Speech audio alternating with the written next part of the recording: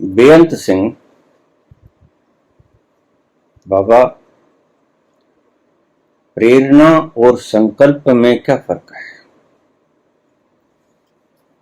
आप एक दिन बोल रहे थे, अचानक बोलते बोलते आपने सब्जेक्ट बदल दिया, ये कह के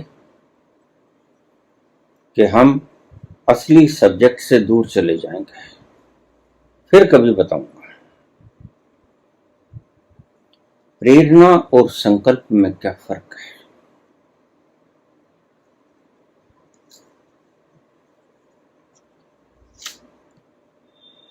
बड़ा कीमती प्रश्न है, जीवन में जरूरी प्रश्नों में से एक।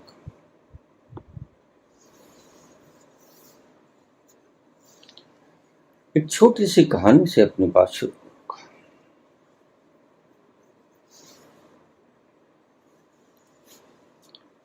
1969 की बात है। मेरे एक साथी वे साथ ही क्लास में मेडिकल में पढ़ते थे। इत्तेफाकन मेरे पास ही बैठते थे।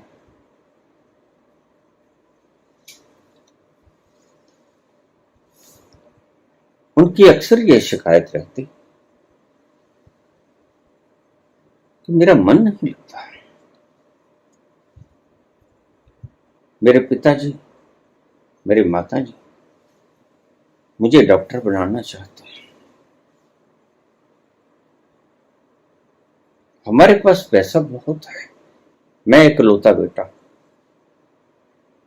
और कोई नहीं है, ना कोई बहन ना कोई भाई, अकेला बच्चा। जमीन जायदाद बहुत है, लेकिन मेरे पिताजी, माताजी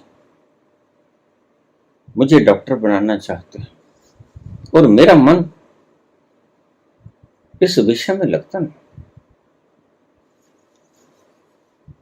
मैं क्या करूं? जैसा वो था वैसा ही मैं था। मैंने उससे बोल दिया कि कोशिश करो, शायद मन लगना शुरू हो जाए।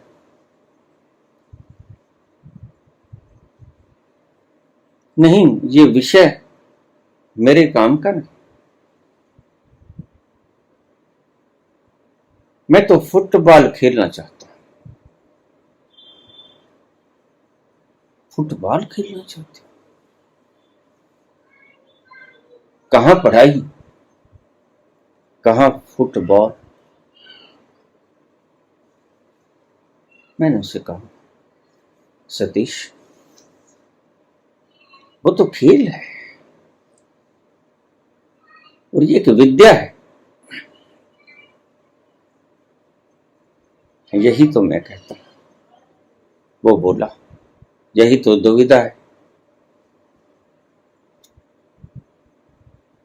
वो कहते हैं कि हम तुझे पढ़ा लिखा के बड़ा अफसर बनाना चाहते हैं। हम नहीं चाहते कि खेतों खलिहानों की मिट्टी में लिबड़े तिबड़े तुम सांझ को घर लौटो। और करीब 150 बीघा जमीन उनके पास।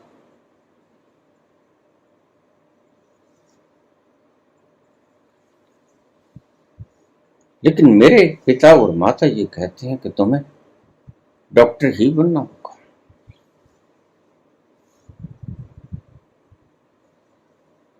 मैंने बहुत बार समझाया कि पिताजी, मेरा मन नहीं लगता, पढ़ने में मेरा मन नहीं लगता, मेरा मन खेलने में लगता है। और वह फुटबॉल का सचमुच अच्छा खिलाड़ी था। फुटबॉल खेलता था, जादुई अंदाज में खेलता था।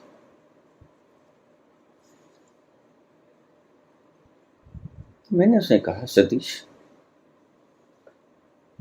तुम फुटबॉल खेलते हो, लेकिन फुटबॉल के अंदर कोई स्कोप तो है नहीं।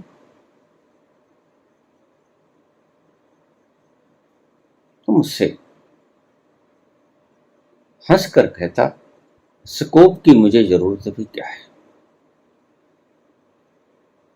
मेरे मन का मन पसंदीदा ये खेल है।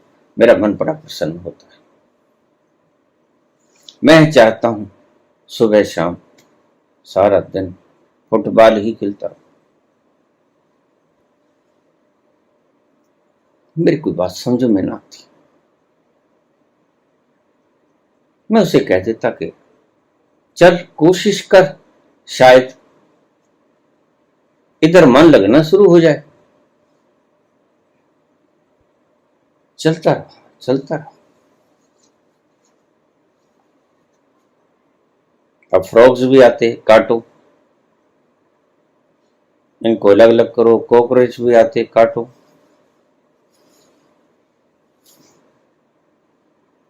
पढ़ने का मन नहीं करता, खेलने का मन करता है। और घर वाले कहते हैं कि तुम्हें डॉक्टर बनना है, और तो सब अपने पास है,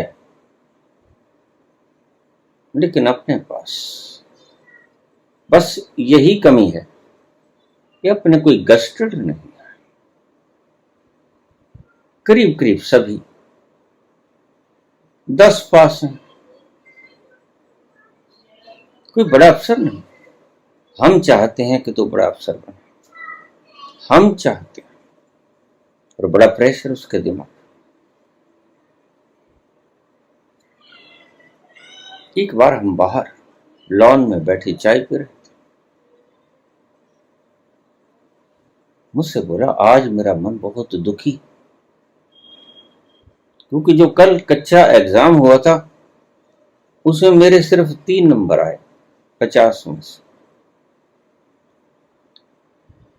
क्योंकि मैं पढ़ा नहीं, सबसे कमजोर।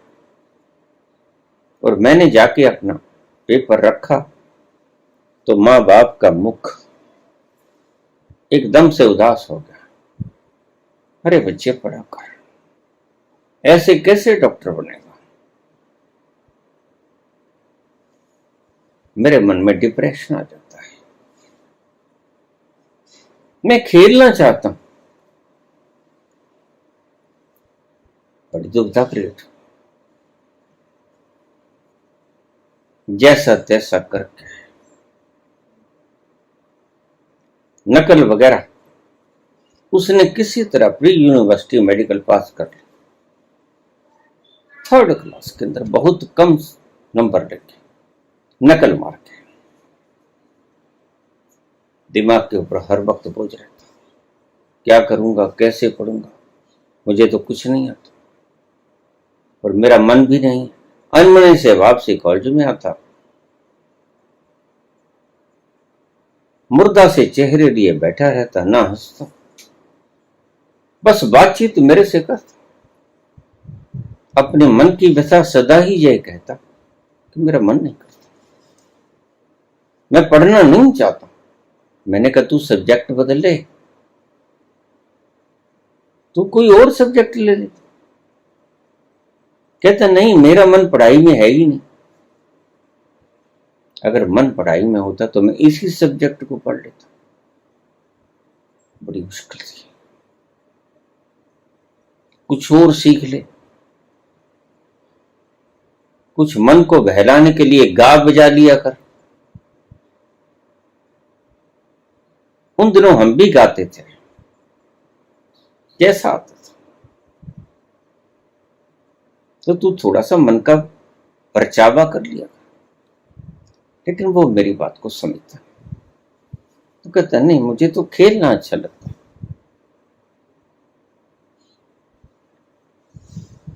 बड़ी मुश्किल हुई। दूसरा वर्ष आ गया, 2-3 महीने बीते। उसे कुछ भी नहीं आता था, क्योंकि पहले साल भी वो नकल मार के पास। दूसरे साल भी वो कभी न पढ़ता। वक्त चलता गया। इस बीच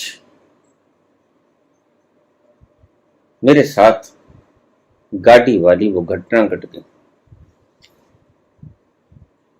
मैंने भी कॉलेज जाना बंद कर दिया। वो तो ऐसी घटना कि फिर कॉलेज किसको याद रहेगा। हर वक्त वही दृश्य, हर वक्त वही दृश्य। एक लाइन ही बदल गई। तो मैंने कॉलेज जाना बंद कर दिया। तो कभी कभार मैं मेरे घर पे आ जाता, घंटा 2 घंटा बातें करता, रोता, मेरे पास बैठकर रोता। तो रो क्यों रहा है? मेरा मन नहीं करता। और मेरे माँ बाप मुझे फोर्स करते हैं कि तुम्हें पढ़ना ही पड़ेगा, लेकिन मेरा मन पढ़ाई में बिल्कुल ही नहीं लगता। मैं क्या करूं? अब इसे समझाए कौन?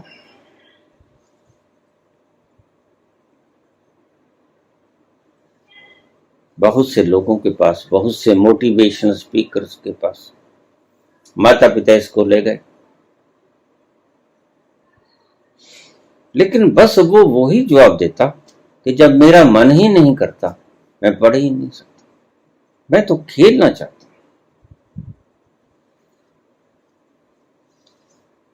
मैं व्यस्त हो गया। उस घटना के बाद मेरी दिशा बदल गई, दिशा भी बदल गई, दशा भी बदल गई।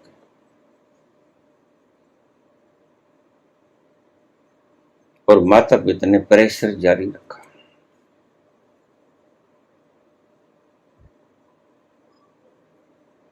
दो 3 साल के बाद कभी कभार वो आ जाता बीच में से,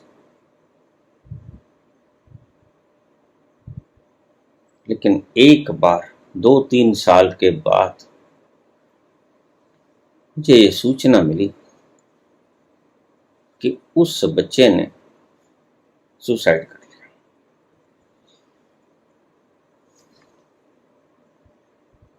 क्यों कर लिया?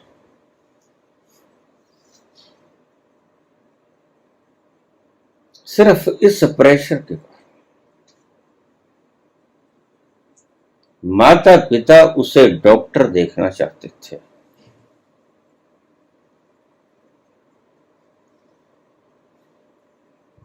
और बच्चा जरा भी इंटरेस्ट नहीं रखता था, रुचि नहीं थी उसकी, पढ़ाई में ही रुचि नहीं थी किसी तरह। 10 पास कर लिए थे। हमारे वक्त में 10 ही जमात होती थी, ये +2 वगैरह तो बाद में चला है। सीधा 10 के बाद प्रेप और फिर प्री मेडिकल, फिर MBBS।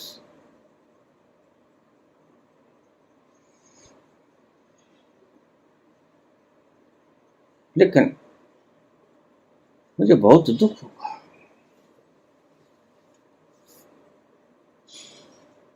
मैं उनके घर गया।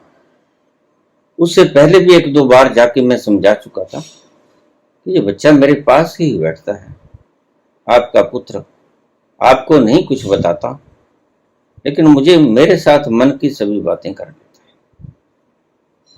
ये बेहतर रहेगा कि आप इसके ऊपर दबाव मत डाला करो जब इसकी रुचि ही नहीं। फिर जिधर रुचि है उधर जाना था। लेकिन वो बाजिद थे, नहीं हम इसे डॉक्टर ही बनाएंगे। तथाकथित मोटिवेशनल स्पीकर्स इन्हें कहते नहीं, तुम कर सकते हो, तुम कर सकते हो। बस यही चीज, दुविधा उसे ले बैठी एंड ही कमिटेड सुसाइड। एक दिन उसका शव हमारे शहर के पास बड़ी नहर में मिला। और अपने पीछे वो नोट छोड़ गया। यद्यपि मेरे पास सब कुछ था, लेकिन मेरे मन में जो था वो मैं उसे पूरा नहीं कर पाया। अब जीने का कोई फायदा नहीं। अंतिम अलविदा। मैं जो चाहता था वो नहीं हो पाया। सब कुछ था, लेकिन जो मैं होना चाहता था वो मैं नहीं हो पाया। अंतिम अलविदा। छोटा बच्चा, कुछ ज्यादा उम्र ना रही, यही बामुश्किल 20 के आसपास, 19-20, क्या उम्र होती है। मैंने ये जिक्र क्यों छेड़ा, मैंने ये कहानी क्यों कही? क्योंकि ये कहानी मेरे जीवन के साथ संबंधित है।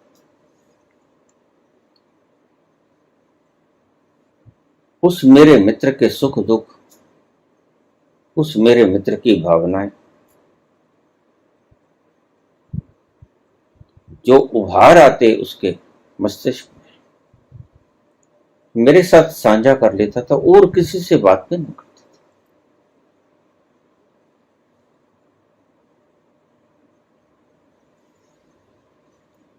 अब हम प्रश्न के ऊपर आ जाए, क्योंकि ये प्रश्न के साथ संबंधित घटना,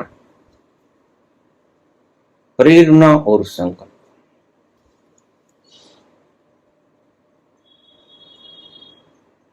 प्रेरणा का उद्गम स्थल है बुद्धि। प्रेरणा का उद्गम स्थल है बुद्धि। बाहर से देखकर लोगों को, दुनिया को, तुम्हारे भीतर विचार पैदा होने शुरू हो जाते हैं कि मैं भी ऐसा बनूं, मैं भी ऐसा बनूं। मैं तुम्हारे भीतर से प्रेरणा आती है।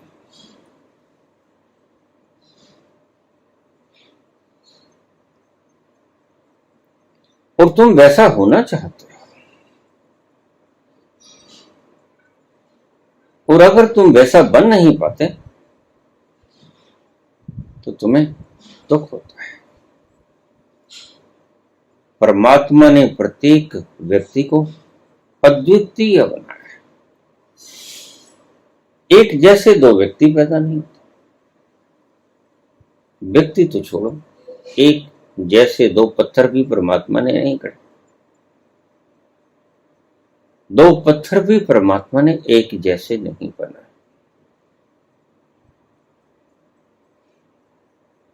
जीवंत व्यक्तियों की तो बात छोड़ दो। प्रेरणा आती है व्यक्ति के दिमाग से, बुद्धि से। जैसा उसने देखा, बाहर का माहौल, संसार का माहौल, घर का माहौल, बच्चे की कैप्चरिंग पावर बहुत ज्यादा होती है।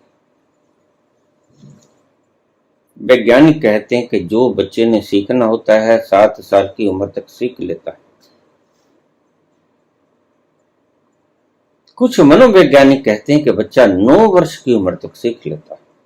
खैर, ये शोध का विषय है।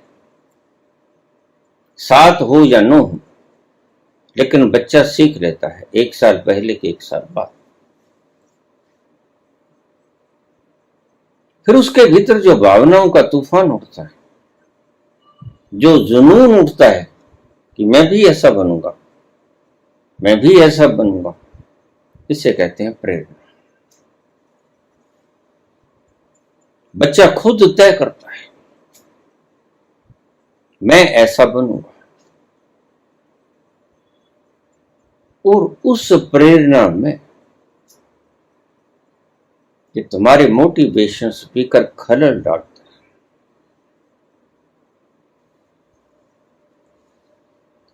अगर आज तुम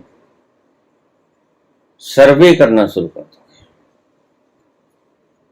तो एक आश्चर्यचकित करने वाले परिणाम पाओ।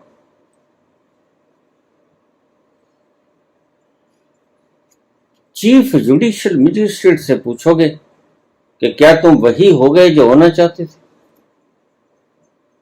तो देखना क्या जवाब मिलता है।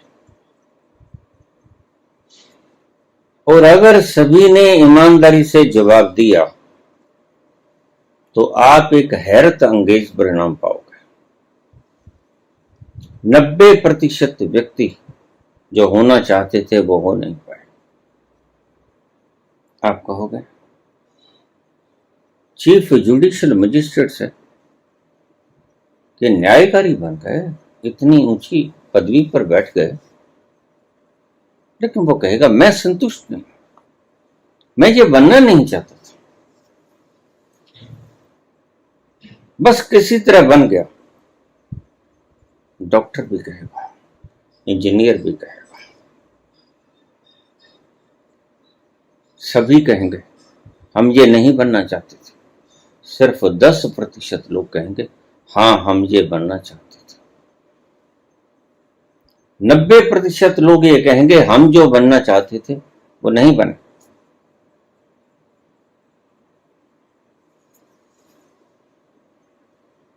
प्रेरणा बुद्धि की खोज है और उसमें मोटिवेशन स्पीकर तो मैं थोड़ा सहयोग कर सकता हूं, थोड़ा। कितने प्रतिशत? 1%। 99% आपकी प्रेरणा को भी वो बढ़ा नहीं सकता। इसलिए मैं इन मोटिवेशन स्पीकर को व्यर्थ कह के नकार दिया करता हूं, इनकी कोई आवश्यकता नहीं।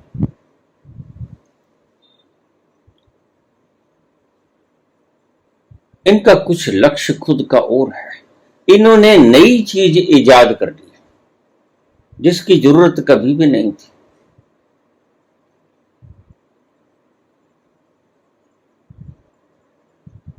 दूसरी संकल्प,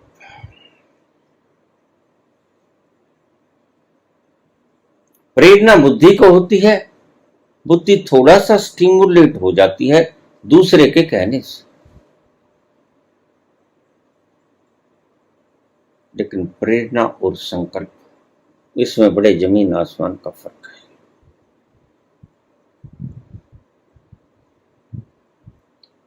संकल्प आता है तुम्हारे अपने स्वभाव से, जो तुम वास्तव में हो।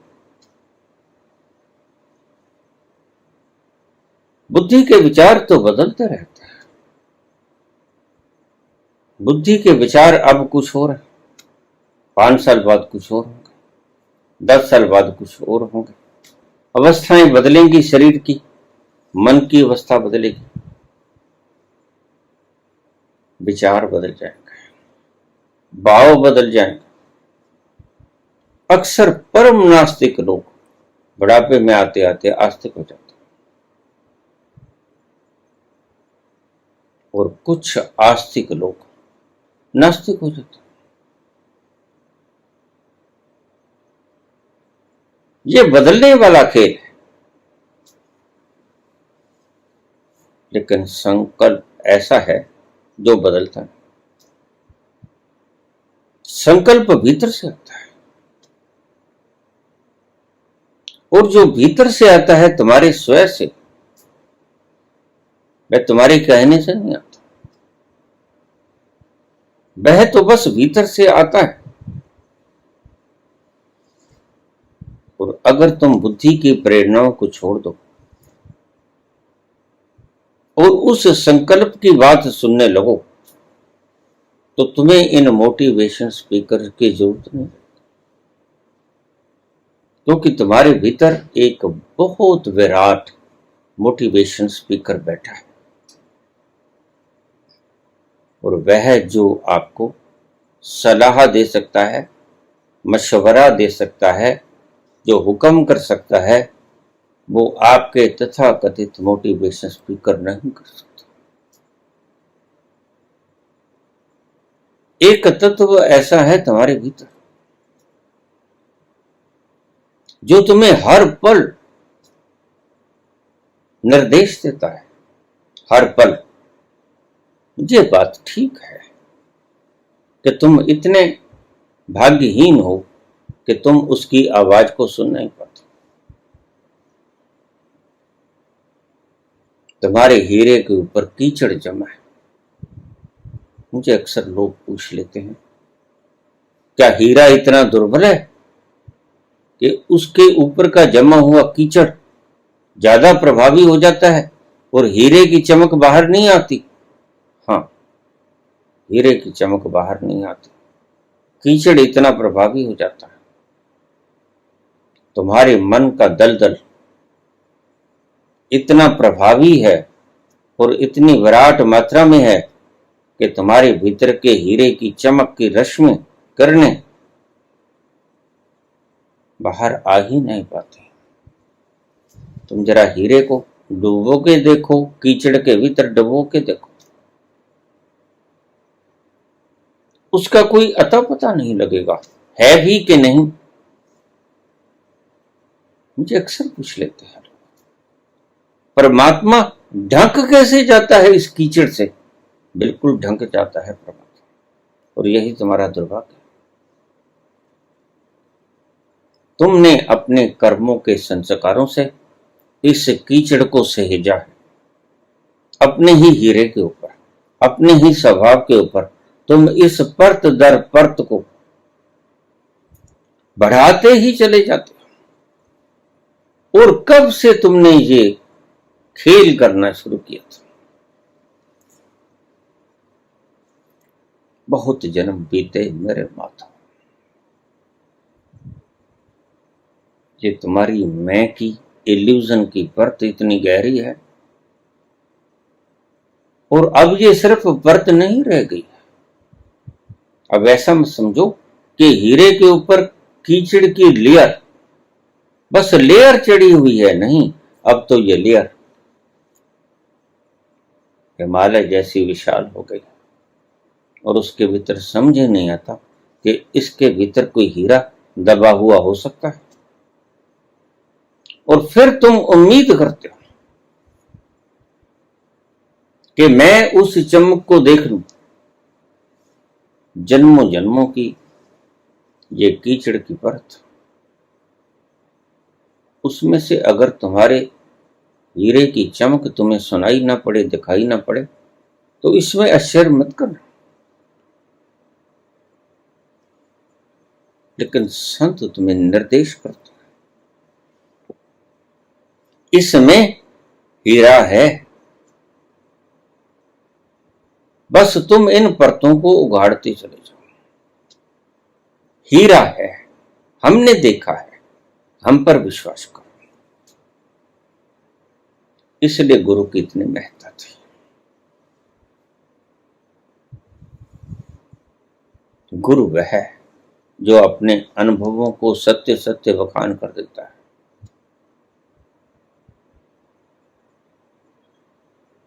तुम्हारे दर्द भरे चेहरों को देखकर, तुम्हारे दुख भरे चेहरों को देखकर, तुम्हारे रोग भरे कष्टों को देखकर वो तरस खाता है। तो वह जानता है यू आर इन इल्यूजन, कि तुम भ्रम में हो। लेकिन वो कुछ कर नहीं पाता, वह सिर्फ तुम्हें करोगे तो तुम ही। वह तो जो तुमने गलत मान्यताओं की परत चढ़ा ली है, वह उसे तो तोड़ सकता है। गलत मान्यताओं को जो तुमने उस हीरे के ऊपर तह के रूप में बिछा दिया है, उसे तो वो तोड़ सकता है। लेकिन जो तुमने अपने कर्मों की परत उसके ऊपर चढ़ा दी, उसको तो वह भी नहीं तोड़ सकता। गुरु वहां आकर असमर्थ हो जाता है। क्यों? क्योंकि वो तो तुम्हें ही तोड़ना पड़ेगा। आज अनेक धर्म है और उनकी अभिलाषा मैं बखूबी जानता हूं, जो तुम्हें तुम्हारा पिछला जन्म दिखा देंगे। जिन लोगों को यह भी नहीं पता था कि पिछले जन्म की कोई चीज होती है, पिछला जन्म होता है कि नहीं होता है, वो आज तुम्हें तुम्हारा पिछला जन्म दिखा रहे हैं। बस सुन लिया इधर उधर उधर इधर से, और उनके शरारती मन ने तजवीज गढ़ ली, और उस तजवीज से तुम्हें सिखाए जाते हैं कि ऐसा कर लो, ऐसा कर लो, तुम पिछले जन्म में उतर जाओगे। क्या होगा भाई पिछले जन्म में? मेरे पास एक व्यक्ति आ गया, मैंने पिछला जन्म देखा है। काफी देर तक बात करता रहा। आजकल ऐसे लोग अक्सर अपने नाम के आगे बीके लिख देते हैं, बीके। भगवान जाने ये बीके वालों ने पिछला जन्म दिखाने की कोई ठेकागिरी ले ली है, या कि इनके भीतर ही ऐसी निपुणता है कि वे पिछले जन्म में उतर जाएं और दूसरों के पिछले जन्म बता दें। खैर, बातें चलती रही। मैंने उसे कहा, तुम झूठ बोलते हो।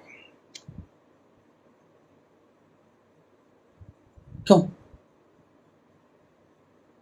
क्योंकि तुम बात बात पर शक करते हो, बात बात पर तुम संशयग्रस्त होते हो, बात बात पर तुम कंपते हो, थर्राते हो, मृत्यु के नाम से तुम भयभीत होते हो। जितनी कहानियां तुमने मुझे सुनाई अपने जीवन की, उसमें तुम्हारी भयभीत होने के अलावा, कंफ्यूजन होने के अलावा, इल्यूजन होने के अलावा और मुझे तो कुछ नहीं मिला। फिर बाबा इससे क्या होता है? बस यही तो निशानियां। जिसने अपना पिछला जन्म देख लिया, मैंने पिछले 2 प्रवचनों में कहा था कि ऐसे ही कोई कह दे कि मैं पहुंच गया हूं, आई गॉट एनलाइटनमेंट, तो ऐसे कहने से नहीं चलेगा। उसके जीवन जीने के लक्षण बता देंगे कि वेदर ही गॉट और नॉट, उसके लक्षण बता देंगे ये नकली है या असली। इसलिए भगवान कृष्ण ने 20 लक्षण बताए ज्ञानी पुरुष के।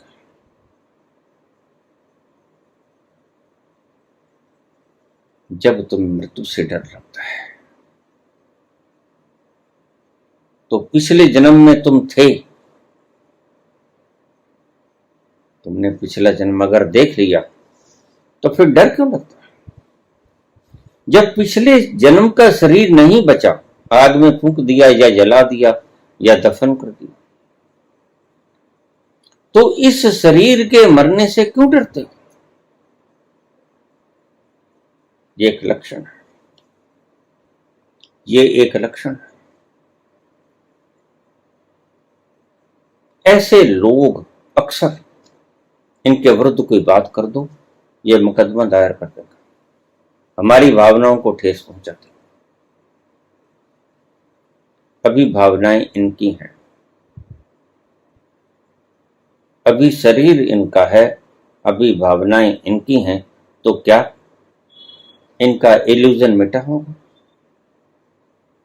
इल्यूजन मिट जाता तो भावनाएं मैं नहीं हूं, विचार मैं नहीं हूं, यह परिणाम सामने आता।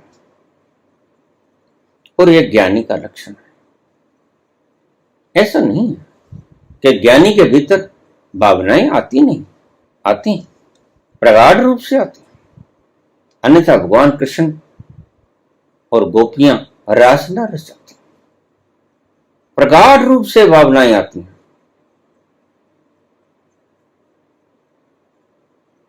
और शिशुपाल को मारने के लिए क्रोध की भावना भी आती। लेकिन फर्क क्या है दोनों में? कृष्ण कृष्ण क्यों है और शिशुपाल शिशुपाल क्यों है? शिशुपाल शिशुपाल इसलिए है कि शिशुपाल ये जानते नहीं कि ये भावनाएं मैं नहीं, ये विचार मैं नहीं हूं, ये नफरत से बोले गए शब्द मैं नहीं हूं। और कृष्ण ये जानते हैं कि ये शरीर मैं नहीं, ये भावनाएं मैं नहीं, ये विचार मैं नहीं। और ऐसे दुष्ट लोगों का एक ही उपाय है, हनन कर दो, हनन कर दो। क्यों? न हनते न हन माने शरीर।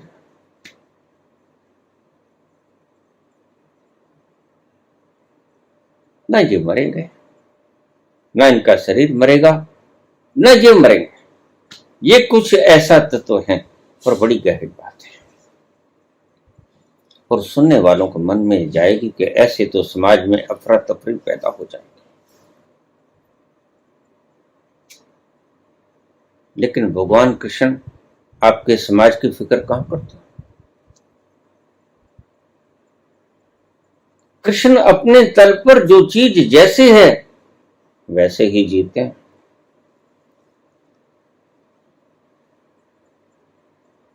उन्हें शरीर का बड़ी भांति पता है। वासांशी जीर्णानि अथ विहाय नवानि गृह्णाति नरो पराणि तथा शरीराणि विहाय जीर्णा अनन्यानि संयाति नवानि। जब शरीर इतना जीर्ण शीर्ण हो जाता है, जब कपड़ा इतना मैला और फट जाता है कि वह पहनने के ओढ़ने के काम नहीं आ पाता, तो व्यक्ति अपने वस्त्र बदल लेता है। ऐसे ही आत्मा इस जीर्ण शीर्ण शरीर को छोड़कर नए वस्त्र ग्रहण कर लेता है। समझ का फर्क है। लगेंगे भगवान कृष्ण भी बिल्कुल ऐसे, ज्ञानी भी बिल्कुल ऐसा लगेगा और अज्ञानी भी बिल्कुल ऐसा लगेगा। इसलिए तुम भ्रम में आने में चूक जाते हो, भ्रमों से मुक्त होने में तुम चूक जाते हो। तुम दोनों की क्रियाओं को यकसा समझ लेते हो, लेकिन यह फर्क बहुत गहरा है और इसको गहराई से ही समझना पड़ेगा। ज्ञानी और अज्ञानी में, ज्ञानी वैसे ही खाना खाता है जैसे आप खाते हैं, स्नान करता है, नित्य कर्म वैसे ही करता है, वैसे ही व्यवहार करता है, वैसे ही आहार करता है। और अज्ञानी भी ऐसे करता है। लेकिन तुम कहोगे कुछ भी तो फर्क नहीं, बहुत फर्क है। गीता तोलती है कौन ज्ञानी कौन अज्ञानी। ये रास रचाते हुए कृष्ण बताते हैं कि कौन ज्ञानी कौन अज्ञानी। ये प्रेम की रसधार जो भीतर से आती है और विराट में फैल जाती है, ये बताती है कौन ज्ञानी और कौन अज्ञानी। एक तरफ प्रेम का समुद्र रस,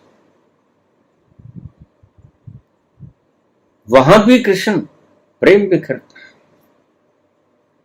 और एक तरफ कुरुक्षेत्र का वो मैदान जिसमें एक दूसरे का वध करने के लिए तत्पर लोग आमने सामने खड़े हैं और रिश्तेदार, कोई गुरु है,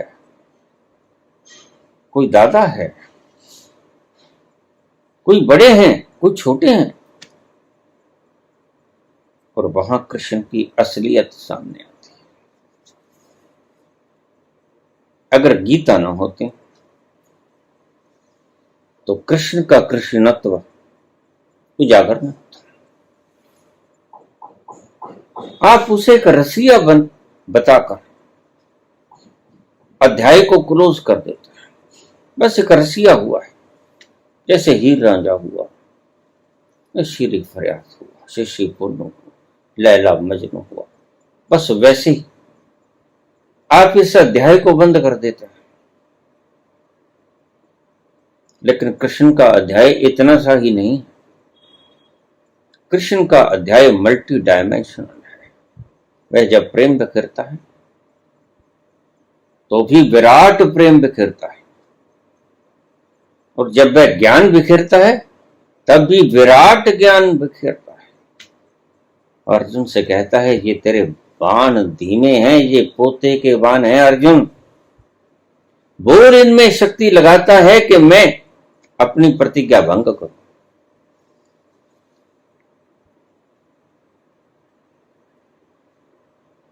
ये वो कृष्ण है जो गोपियों के भीतर, जो राधा के पास बैठ के प्रेम की बंसुरी बजाता है, जिसको प्रेम की बंसुरी बजाते बजाते इतने प्रेम और करुणा में लीन, प्यार के समुद्र में गहरा गहरा आनंद को रस पीने वाला व्यक्ति युद्ध क्षेत्र में खड़ा होकर ये कुछ करेगा उम्मीद भी नहीं की जा सकती, लेकिन वो ऐसा करता है।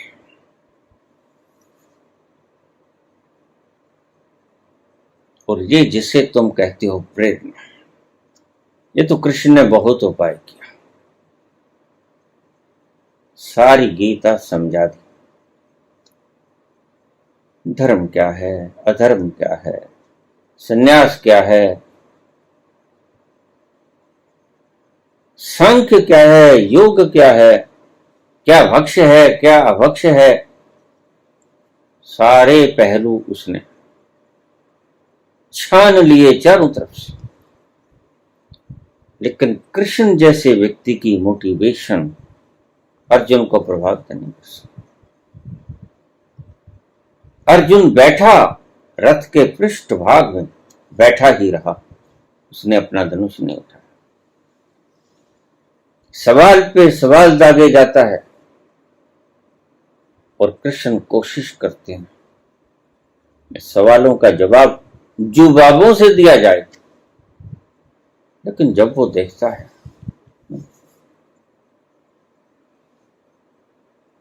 ये वो खिलाड़ी नहीं जो सवाल के जवाब समझ के युद्ध लड़ना शुरू करते हैं, क्योंकि ये युद्ध सिर्फ युद्ध नहीं था, ये महायुद्ध था।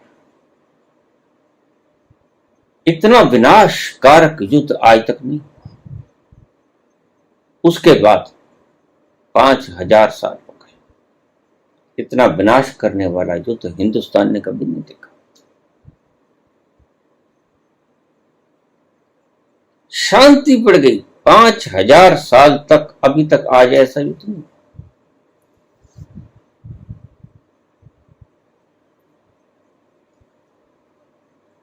प्रेरणा करते हैं अर्जुन से, तू शरीर नहीं, वो भी शरीर नहीं। जिनके लिए शोक कर रहा है वो शोक करने के योग्य नहीं, क्योंकि वो मरते नहीं। जैसे आत्मा शरीर को बदल लेती है, जैसे तुम कपड़े को बदल लेते हो, बस ऐसा ही होता है। लेकिन अर्जुन के कान पर जूं भी नहीं सकते, निष्प्रभावी खड़ा सुनता रहता है, कोई बदलाहट नहीं, कोई प्रभाव नहीं। कृष्ण जैसा मोटिवेशनल स्पीकर, आज के मोटिवेशन स्पीकर उसका मुकाबला नहीं कर सकते। कृष्ण जब बोलते हैं तो हृदय तक छा जाते हैं। और तुम्हारे मोटिवेशन स्पीकर तो हनुमान जी को 10% का लालच दिखाकर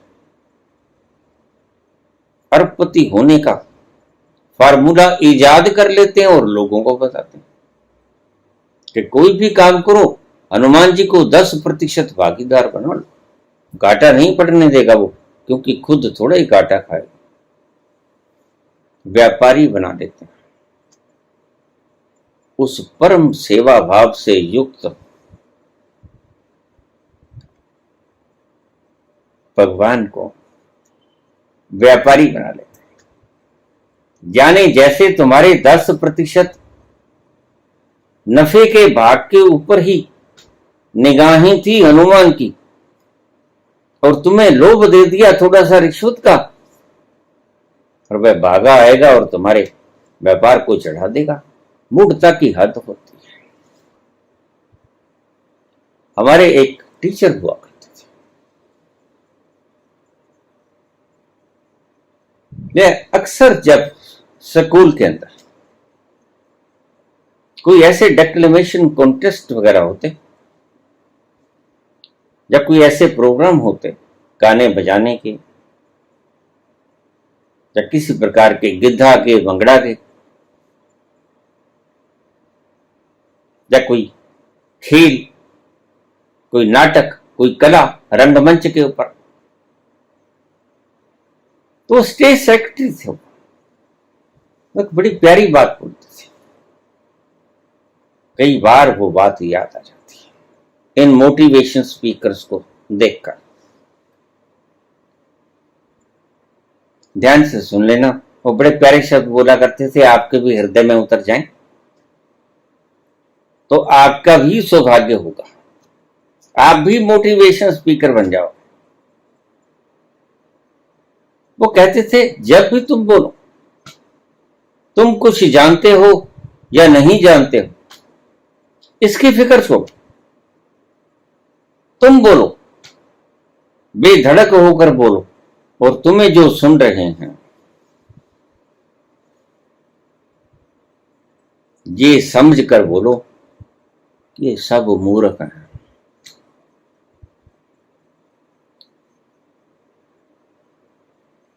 ये जो तुम्हें सुन रहे हैं ये सब मूर्ख पत्थर की शिलाएं हैं, न तो इनके कोई कान है, न इनके मुंह है जो पूछ लेंगे ऐसा कैसे मास्टर जी, न इनकी खोपड़ियां है जो ये सोच लेंगे कि ये तो गलत भाषण कर रहा है। तो बिल्कुल स्पष्ट बोलता कि जब भी तुम बोलना शुरू करो तो तुम्हारी टांगें कांपेंगी, लेकिन तुम टांगों को कांपने मत देना। तुम ये सोच लेना साइकोलॉजिकल कि ये जो सामने बैठे हैं ये उल्लू हैं, ये मूढ़ हैं, मूर्ख हैं, इन्हें कुछ पता नहीं, और ना ये सुन सकते हैं बहरे, ना ये बोल सकते हैं, ना ये सोच सकते हैं पागल हैं। इसलिए जो भी बकवास तुम करना चाहते हो कर दो, ऐसे हमें सिखाया करते थे। तो मैंने एक दिन रंगमंच के ऊपर एक ड्रामा खेला। मैंने पूछा, मास्टर जी ये तुम झूठ क्यों सिखाते हो? ये झूठ नहीं है, ये टैक्ट ऑफ स्पीकिंग है। मैंने कहा, ऐसे टैक्ट को हमने माथा टेका, तुम हमें मूर्ख बना रहे। अरे बोलने का अंदाज सिखा रहा हूं बेटा, बोलने का अंदाज सिखाना है तो सही रूप से सिखाओ, ये बेईमानी करके क्यों सिखा रहे? क्या हम ये समझे सामने बैठे श्वास नहीं ले रहे ये लोग, इनके दिमाग नहीं है, इनके कान नहीं है, सब सुन रहे हैं तभी तो बैठे हैं। इन्हें दिखता भी है, इन्हें सुनता भी है, ये समझते भी हैं, ये प्रश्न भी पूछेंगे, ये भावुक भी होंगे, ये क्रोध में भी आएंगे। तो ऐसी गलत बातों को मास्टर जी मत कहा करो, तो कम से कम जब मैं हूं तब तो बिल्कुल मत कहा करो। जो सुनना चाहता है तो वो सुन ले। उसके बाद धीरे धीरे उन्होंने अपनी आदत बदली, बात तो ठीक करते। ये कोई मोटिवेशन नहीं कि जो सुनने वाले हैं सभी बुद्धू हैं। ये तो पहले तो तुम मूड हो जो ये समझोगे कि सामने जो सुन रहा है वो बुद्धू है। उसके बाद वो धीरे धीरे उन्होंने अपनी यह प्रवृत्ति बदली। प्रेरणा दिमाग से आती है, संकल्प तुम्हारी आत्मा से होता है। अगर किसी वक्त तुम्हें कोई प्रेरणा देने वाला ना हो तो एक बात का ख्याल रखना कि सर्वश्रेष्ठ प्रेरणा देने वाला एक तत्व तुम्हारे भीतर मौजूद है। अपने आप को बिल्कुल रिलैक्स छोड़ देना, और रिलैक्स छोड़ते छोड़ते छोड़ते छोड़ते आप अपने अंतर में उतरने शुरू हो जाओगे। और एक दिन ऐसा आएगा जब आप उस हीरे के बिल्कुल पास पहुंच जाओगे। उस हीरे से आएगी संकल्प शक्ति। जहां प्रेरणा लड़खड़ा जाती है, प्रेरणा तो सदा लड़खड़ा ही जाती है, क्योंकि प्रेरणा बुद्धि से आती है और बुद्धि बड़ी कमजोर है। बुद्धि तो झट से संशय पकड़ लेती है। इसलिए मैं अक्सर कहता हूं कि कोई चीज मान मत लेना, क्योंकि तुम्हारा माना हुआ अगर कोई तुम्हारा विरोधी आकर सामने 4 शब्द कह गया तो वह धूल धूसरित हो जाएगा, गर जाएगा सब तुम्हारा माना। क्योंकि माना हुआ सदा झूठा होता है, लेकिन जाना हुआ सदा सच्चा होता है। उसको तुम तोड़ना। उसको कोई भी बड़े से बड़ा व्यक्ति कितना ही कोशिश कर ले, अगर आपने कोई चीज जान ली है, तुमने जान लिया कि ताजमहल है, देख कर जान लिया, अब कौन सी ताकत तुम्हें इस बात से मुनकिर करेगी कि ताजमहल नहीं है? तुम कभी नहीं कह सकोगे कि ताजमहल नहीं है। क्यों? क्योंकि वो घटना घट गई देखने। अगर एक बार आदमी के जीवन में दर्शन की घटना घट जाती है, फिर उसको बड़ी से बड़ी बाधा पलट नहीं सकती। कोई बड़े से बड़ा स्पीकर तुम्हारे दर्शन को तोड़ नहीं सकता, प्रेरणा को तोड़ सकता है, संकल्प के दर्शन को नहीं तोड़ सकता। और ध्यान रखना, प्रेरणा कल्पना से आती है, संकल्प दर्शन से आता है। ये शब्द बड़े बहुमूल्य है, ये थीम रूप में ले लेना इन बातों को। प्रेरणा प्रेरणा थोपी जाती है, संकल्प दर्शन से आता है, प्रेरणा मानने से आती है, संकल्प जानने से आता है। प्रेरणा पल पल टूटेगी, प्रेरणा में संशय पल पल आएगा। किसी ने तुम्हारे विरुद्ध बात कर दी, तुम्हारा मन बदल गया। किसी ने तुम्हारे हक में बात कह दी, तुम्हारा मन बदल गया। प्रेरणा बदल सकती है, बदल जाती है। इसलिए भगवान कृष्ण ने कहा कि संशयात्मा संशय मत कर। अगर तू संशय करेगा, और जो व्यक्ति मानकर चलता है कोई बात, उसमें संशय आएगा ही आएगा। और जो व्यक्ति पक्के पांव होकर दर्शन करके चलता है, उसमें संशय नहीं आएगा। ये 2 बातों को आप याद रखना। किसी भी चीज को आपने मान लिया, कितनी बातों को आप माने बैठे हो। बैकुंठ लोक में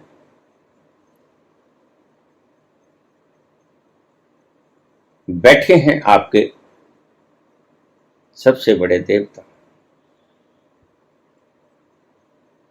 क्षीर सागर में विष्णु भगवान, लक्ष्मी उसके पांव दबा रहे। ये तुम मान रहे हो, ये तुम्हारी कल्पना है, और कल्पना सत्य नहीं होती। कल्पना तो कल्पना ही होती है। कल्पना के 2 अर्थ होते हैं। एक तो कल्पना जो तुम सोचते हो कि ऐसा हो जाऊं, एक कल्पना उसका अर्थ होता है कि दुखी होना। हम अक्सर कहते थे क्यों कल्प रहा है, जो तुम खुद को दुखी कर रहा है वो कल्पना कल्पने में ले जाती है और दर्शन आनंद में ले जाता है। ये दोनों में फर्क है। तो पूछा है आपने कि प्रेरणा और संकल्प में क्या फर्क है। प्रेरणा तो आप बाहर से इकट्ठी करोगे, चाहे आप करोगे, चाहे कोई मोटिवेशन करने वाला स्पीकर आपसे कहेगा, चाहे कोई घर बार वाला कहेगा। जैसे मैंने कहानी सुनाई, उस बच्चे के माता पिता ने बहुत प्रेरणा दी कि तुमने डॉक्टर बनना है, अपने पास सब कुछ है, लेकिन अंत क्या हुआ? ही कमिटेड सुसाइड। तुम वही कर सकते हो जिसमें तुम्हें रस आता है। अगर तुम उसके अलावा कुछ करते हो तो तुम जिंदगी को जियोगे तो किसी ढंग से, लेकिन रस विहीन जिंदगी जियोगे, रसपूर्ण नहीं जियोगे। रसपूर्ण जिंदगी को जीना सीखो। कल्पना पैदा करना इन लोगों का काम। जरा सोचो, ये सभी को जज बना देंगे तो कितने जज हैं हिंदुस्तान में, कितने जज हैं विश्व में? गिनती है। कौन सा हिस्सा है? कितने लोगों को ये जज बनाएंगे? थोड़े से लोगों को। कितने लोगों को ये हुक्म करने के योग्य बनाएंगे? थोड़े से लोगों को। और ये सिखा तो रहे हैं लाखों करोड़ों। बनेंगे कितने? बामुश्किल 200, 400, 500, 1000। क्या अनुपात हुआ? ये अनुपात बहकाने वाला है। तुम वही बनो, तुम्हें पता चल जाएगा, तुम्हारी आत्मा गवाही देगी कि हमें इस काम में खुशी होती है, इस काम में रस होता है। जिस काम में तुम्हें रस आए। पहले जमाने में कहा करते थे, पढ़ोगे लिखोगे बनोगे नवाब, खेलोगे कूदोगे होगे खराब। और आज खेलों ने भी इतनी तरक्की कर ली। पढ़ोगे लिखोगे होगे खराब, खेलोगे कूदोगे बनोगे नवाब। खेलना कूदना भी एक दक्षता है। रस का रस, खेलने कूदने में रस आएगा, आपका शरीर गतिमान होगा, ऊर्जा पकड़ेगा, आनंद आएगा, वो भी रस देगा। और खेलना कूदना तुम्हारे व्यवसाय में भी आ जाएगा। और अगर पढ़ाई लिखाई में आपका रस नहीं तो पढ़ते लिखते वक्त भी तुम्हारे चेहरे पे 12:03 होंगे। और सारी जिंदगी भर तुम सोच सोच के नरक में गुजार दोगे। मां बाप से मेरी यही करवत प्रार्थना है, अपने बच्चे की आंतरिक जरूरत देखो कि उसको रस आता किधर है और कौन सी दिशा में वो जाना चाहता है। सब्जेक्ट तो बहुत है, लेकिन उसका इंटरेस्ट है किधर। अगर वो खेलना चाहता है तो खेलने में भी बड़ा डायरेक्शंस हैं। आज खेलने में ज्यादा तरक्की है, अभिनय करने में ज्यादा तरक्की है। आज तो बड़े आयाम खोल दिए। कोई वक्त था जब पढ़ाई होती ही नहीं थी, तब भी लोग जीते थे और बाखुशी जीते थे और जिंदगी ज्यादा रसपूर्ण थी। तुम्हें पता नहीं है उन दिनों का। ये तो अभी बच्चियां तो अभी स्कूल जाने लगी। और पहले स्कूल कब होते थे?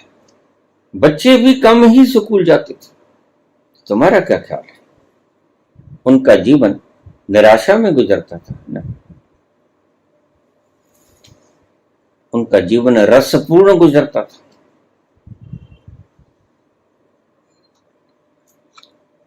बच्चे तुम्हारी मलकियत नहीं। यही गलतफहमी मां बाप में होती है। बच्चे खुद के मालिक हैं, स्वतंत्र हैं। उन्हें स्वतंत्रता से अपना जीवन निर्माण करने दो। अगर वो किसी बात में रुचि नहीं ले रहे हैं तो आप उनके ऊपर जबरदस्ती थोपो मत। कोशिश करो, लेकिन इतनी कोशिश मत करो कि बच्चा वही काम कर ले जो कहानी मैंने आपको सुनी। तो प्रेरणा दो, लेकिन अगर उसके भीतर से संकल्प उठता है कि मैंने ये बनना है, तो वह है रस। मैं तो सदा ही ये कहता हूं कि व्यक्ति को बच्चे को जन्म तब देना चाहिए अगर वो ये जान ले कि इस संसार में सुख भी है। अक्सर लोगों ने जाना नहीं होता कि संसार में सुख भी है। दुखड़े भुगतते भुगतते इस संसार से पार हो जाते हैं और सोचते हैं कि शायद मेरे बच्चे इस संसार में सुखी होंगे। अगर तुम्हें इस संसार में स्वर्ग नजर आता है, तभी अपने बच्चे को इस स्वर्ग के दर्शन करने देना।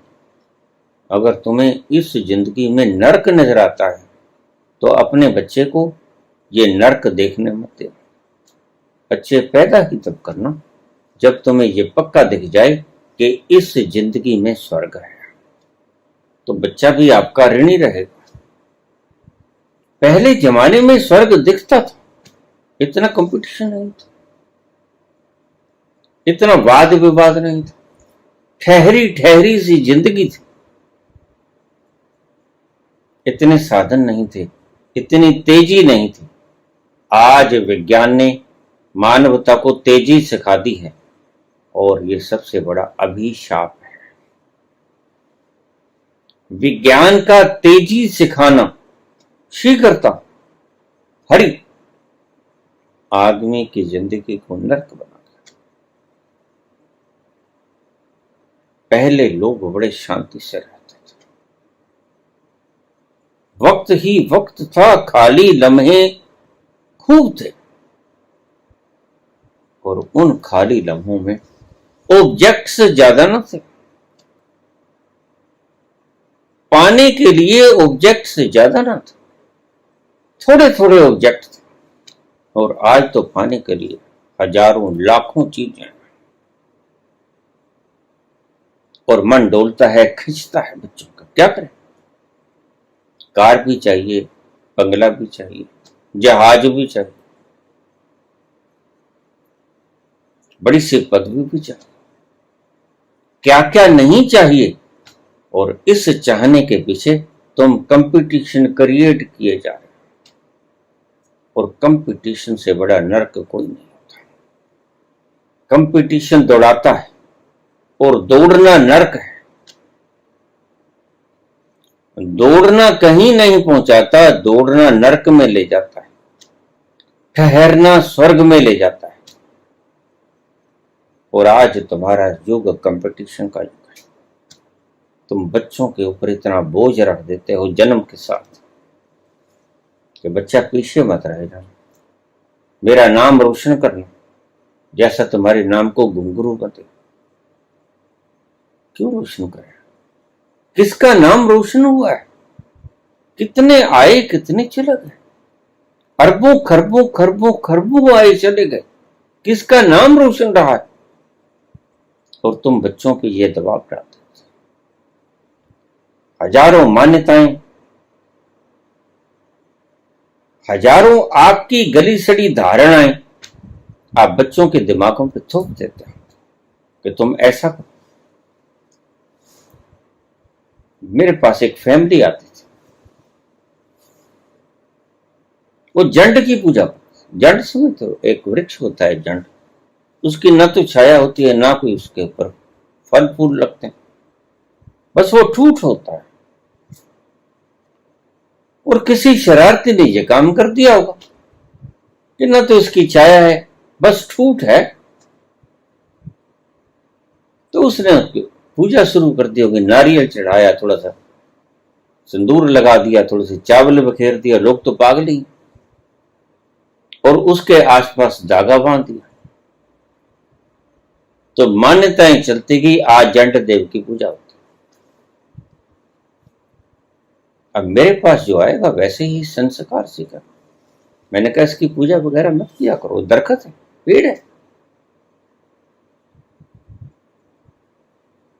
कोई देवता वगैरह नहीं है, ये एक पेड़ है आम, और पेड़ भी बिल्कुल घटिया से घटिया, ना इसकी छाया है, ना ये फल देता है, ना ये फूल देता है, कुछ नहीं करता। कहता है ये इच्छाओं को पूरी करता है।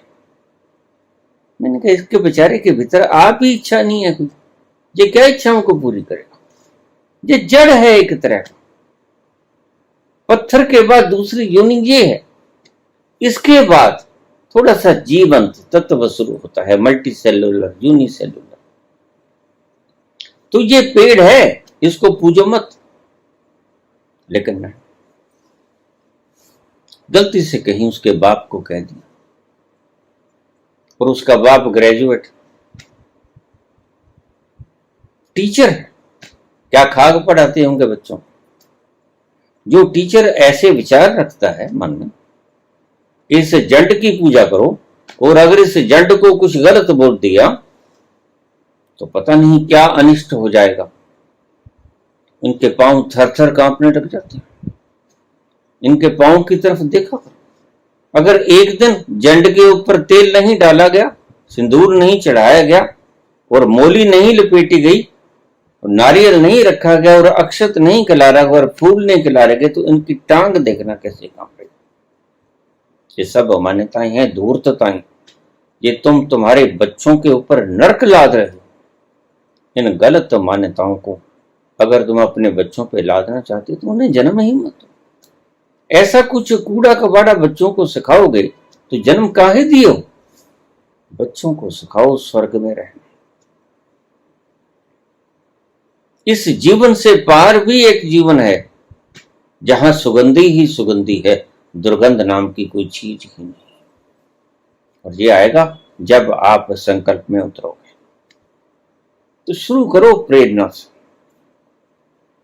प्रेरणा से धीरे धीरे अपने अंतस में उतरो और पहुंचो संकल्प के पास। और जैसे ही तुम संकल्प के पास पहुंच गए, तुम्हारी सारी आवश्यकताएं खत्म हो जाएंगी। सवाल एक और भी है, लेकिन वक्त बहुत ज्यादा हो गया। जब आप वहां पहुंचोगे, सवाल एक बच्चे ने और भी किया है कि क्या परमात्मा के पास जाने से सभी मनोकामनाएं पूरी हो जाती हैं?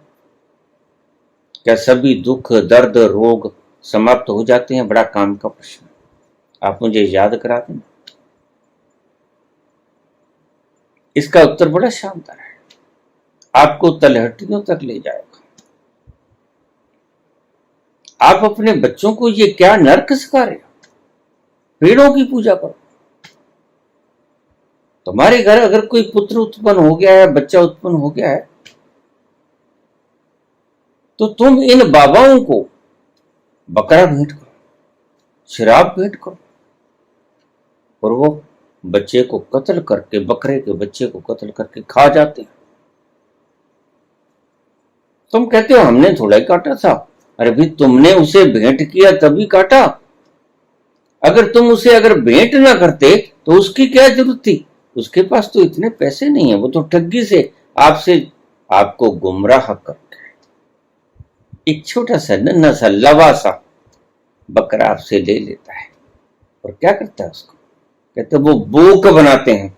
मैंने कहा वो खा जाते हैं। तुम्हें ये समझ कब आएगी?